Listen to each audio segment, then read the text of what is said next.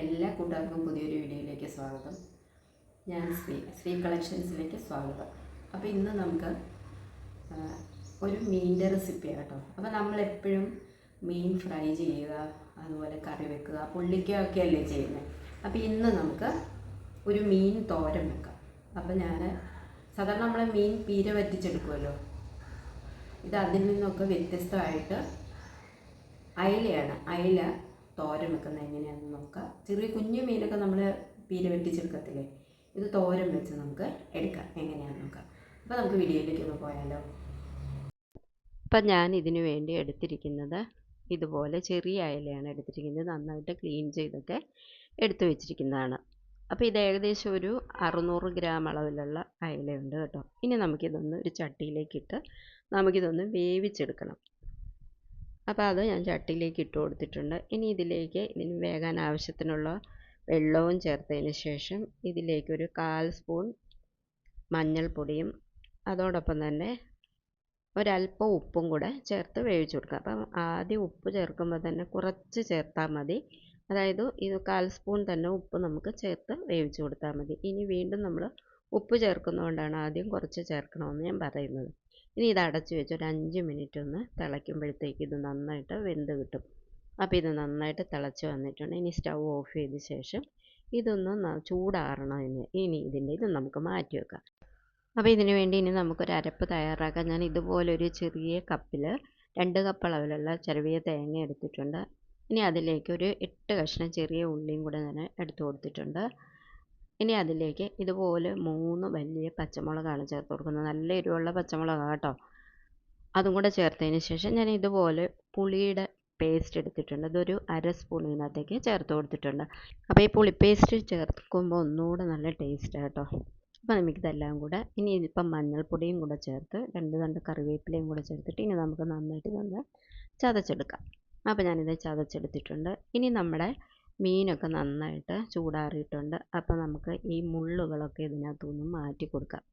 ചെറിയ മുള്ളുണ്ടെങ്കിൽ കുഴപ്പമില്ല കേട്ടോ. പക്ഷേ നമുക്ക് വല്ലാതെ ബുദ്ധിമുട്ടുണ്ടാക്കുന്ന മുള്ളുകളെല്ലാം നമുക്ക് മാറ്റി കൊടുത്ത് എടുക്കാം. അങ്ങനെ ഞാൻ ഇതുപോലെ എടുത്തു വെച്ചിട്ടുണ്ട്.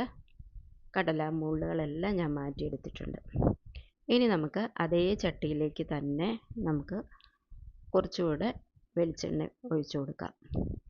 അതിനുശേഷം ഇത് കുറച്ചുകൂടെ എന്ന് പറഞ്ഞാൽ ഒരു 2 സ്പൂൺ അളവിലുള്ള വെളിച്ചെണ്ണയാണ് ഞാൻ ഒഴിച്ച് കൊടുത്തിരിക്കുന്നത്. ഇനി അതിലേക്ക് കടുക് ഇട്ട് കൊടുക്കണം. കടുക് ഒന്ന് പൊട്ടി വരുമ്പോഴേക്കും നമുക്ക് കറിവേപ്പില ഇട്ട് കൊടുക്കാം.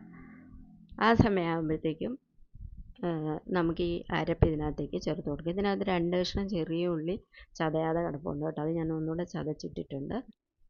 എന്നിട്ട് നമുക്ക് ഈ അരപ്പ് മൊത്തമായിട്ട് ഇതിനകത്തേക്ക് ഇട്ട് കൊടുത്തിട്ട് മിക്സിയുടെ ജാറിലേക്ക് നമുക്ക് ഒരല്പം വെള്ളം കൂടെ ഒഴിച്ച് കൊടുത്തിട്ട് ഇത് നമുക്ക് ഒന്ന് തട്ടിപ്പൊത്തി വെച്ച് നമുക്ക് ഇതൊന്ന് അടച്ചു വെച്ച് നമുക്ക് വേവിച്ച് എടുക്കണം. അപ്പോൾ വീഡിയോ കണ്ടുകൊണ്ടിരിക്കുന്ന സമയത്ത് കൂട്ടുകാരെൻ്റെ ചാനലൊന്ന് ലൈക്കും ഹൈപ്പും ചെയ്യണേ. അപ്പോൾ ഞാനിതിങ്ങനെ ചട്ടിയിലേക്ക് ഇട്ട് കൊടുത്തിട്ടുണ്ട്. ഇനി നമുക്കിതൊന്ന് അടച്ചു വെച്ചൊരു 5 മിനിറ്റ് ഒന്ന് നന്നായിട്ടൊന്ന് ആവി കയറണം. അങ്ങനെ ഇത് ഒരു 5 മിനിറ്റ് ആയിട്ടുണ്ട്. അപ്പോൾ ഈ അരപ്പൊക്കെ നന്നായിട്ട് വെന്തിട്ടുണ്ട്. ഇനി ഇതിലേക്ക് ഒരല്പം ഉപ്പും കൂടെ നമുക്ക് ചേർത്ത് കൊടുക്കാം. നമ്മൾ ആദ്യം കുറച്ച് ഉപ്പാണ് ചേർത്ത് കൊടുത്തത്. അപ്പോൾ ഒരല്പം ഉപ്പും കൂടെ ചേർത്ത് കൊടുത്തിട്ട് വീണ്ടും നമുക്ക് ഒരു മിനിറ്റ് കൂടെ നമുക്കിതൊന്ന് അടച്ചു വെച്ച് പിന്നെ നമുക്ക് തുറന്ന് നോക്കാം. അപ്പോഴേക്കും ഇതിന് ആവിയൊക്കെ നന്നായി വന്നിട്ടുണ്ട്. അപ്പോൾ നമുക്ക് ഈ സമയത്ത് വേണം നമ്മുടെ മീൻ ഇതിനകത്തേക്ക് ഇട്ട് കൊടുക്കാനായിട്ട്. അപ്പോൾ ഞാൻ ആ മീൻ അതെല്ലാം ഇട്ട് കൊടുത്തിട്ട് ഇതുപോലെ നന്നായിട്ട് ഇളക്കി കൊടുത്തിട്ടുണ്ട് കേട്ടോ. ഇതുപോലെ ഇളക്കി യോജിപ്പിച്ച് കൊടുത്തിട്ടുണ്ട്. ഇനി നമുക്കൊന്നുകൂടെ ഒന്ന് അടച്ചു വെക്കാം. ഒരു 2 മിനിറ്റ് കൂടെ കഴിഞ്ഞ് തുറന്ന് നോക്കാം. കണ്ടല്ലോ, നമ്മുടെ അടിപൊളി അയലത്തോരൻ റെഡി ആയിട്ടുണ്ട്. അപ്പോൾ ഇതിനകത്ത് ചെറിയ മുള്ളുകളൊക്കെ ഉണ്ട് കേട്ടോ. അതായത് അങ്ങുമിങ്ങുമൊക്കെ ചെറിയ മുള്ളുകളുണ്ട്. അപ്പോൾ നമ്മൾ കഴിക്കുമ്പോൾ ഒന്ന് ശ്രദ്ധിച്ച് കഴിച്ചാൽ അങ്ങനെ അടിപൊളി തോരൻ റെഡി ആയിട്ടുണ്ട്. അപ്പോൾ കൂട്ടുകാർക്ക് വീഡിയോ ഒക്കെ ഇഷ്ടമായെങ്കിൽ എല്ലാവരും ഇതൊന്ന് ട്രൈ ചെയ്ത് നോക്കണം. നമുക്ക് വെറൈറ്റി ആയിട്ട് ഇടയ്ക്കൊക്കെ മീൻ ഇങ്ങനെ കഴിക്കാൻ പറ്റുന്നത് നല്ല കാര്യമല്ലേ. തന്നെ നിങ്ങളുടെ വിലയേറിയ കമൻറ്റും അറിയിക്കണേ. ഇനി അടുത്തൊരു വീഡിയോയുമായി കാണുന്നിടം വരെ ബൈ.